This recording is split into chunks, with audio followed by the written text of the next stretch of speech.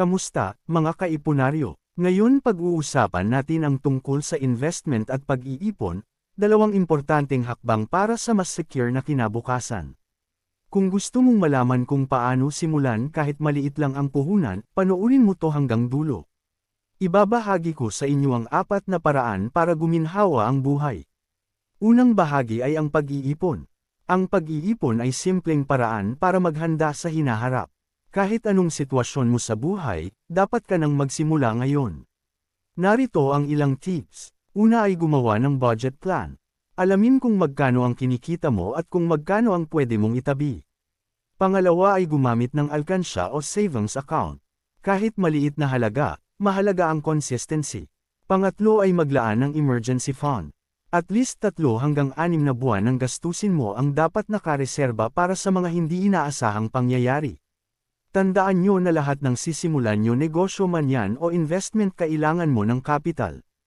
Kaya paano nyo sisimulan kung wala kayong ipon, di ba? Tips lang. Huwag gastusin ang ipon sa luho. Save now, enjoy later. Pangalawang bahagi ay ang investment. Bakit kailangan mag-invest? Ang investment naman ay paraan para palaguin ang pera mo. Ang ipon ay hindi sapat dahil bumababa ang halaga ng pera dahil sa inflation. Sa investment, tumutubo ang pera mo sa paglipas ng panahon. Narito ang ilang investment options na pwedeng simulan. Una ay stocks. Bumili ng shares ng mga kumpanya tulad ng Jollibee o Ayala Land. Pangalawa ay mutual funds. Para sa mga beginners na gustong hawakan ng eksperto ang kanilang pera. Pangatlo ay Pag-ibig MP2. Mataas ang interest rate at garantisado ang kita. Pang-apat ay ang real estate. Mag-invest sa lupa o property na maaaring paupahan. Pangatlong bahagi ay paano sisimulan kahit maliit ang budget. Kung iniisip mo na malaking pera agad ang kailangan, mali yan. Pwede kang magsimula kahit maliit. Simulan sa piso-piso. Mag-ipon ng coins, ilagay sa alkansya, o i-deposito sa digital wallet. Gamitin ang GCash, Maya, o ibang online investment platforms. May mga low-entry investment na kayang-kaya ng lahat. Isa sa pinaka-importante ay ang iwasan ng utang. Bawasan ang gastos sa mga hindi kailangan para may matabi ka sa ipon. Tips lang. Mas mahigit, start small, dream big. Lahat nagsisimula sa unang hakbang. Pang-apat na bahagi ay tamang mindset para sa tagumpay. Ang susi sa tagumpay ay hindi lang pera, kundi tamang mindset. Magkaroon ng discipline, iwasan ang biglaang paggastos. Magtakda ng goals para saan ang iniipon mo. Edukasyon, bahay, negosyo, maging consistent, mas mahalaga ang tuloy-tuloy kaysa sa malaki pero isang beses lang. At yan ang mga simpleng paraan para magsimula sa pag-iipon at pag-invest. Tandaan, hindi importante kung gaano kalaki ang puhunan mo ngayon. Ang mahalaga, nagsisimula ka.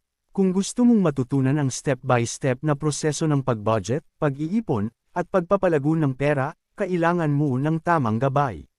Narito ang mga kopya at magbibigay ng gabay tungo sa iyong financial freedom. Isa sa pinakahinahangaan ko tungkol sa pagpapaunlad sa buhay at financial, si Mr. Chinky Tan. Si Chinky Tan ay isa sa mga kilalang financial coach at motivational speaker sa Pilipinas. Dating artista, pero ngayon, isa na siyang eksperto sa pagtuturo ng tamang paghawak ng pera. Ang misyon niya ay tulungan ang bawat Pilipino na magkaroon ng financial literacy at makawala sa cycle ng utang. Kilala siya sa kanyang mga simpleng paraan ng pagtuturo, kaya kahit sino, pwede niyang turuan mag-ipon at mag-invest. Click nyo lang ang link sa baba para makakuha ng guide sa pagpapaunlad ng inyong mga financial na aspeto. Available ta sa ating mga Shopee store.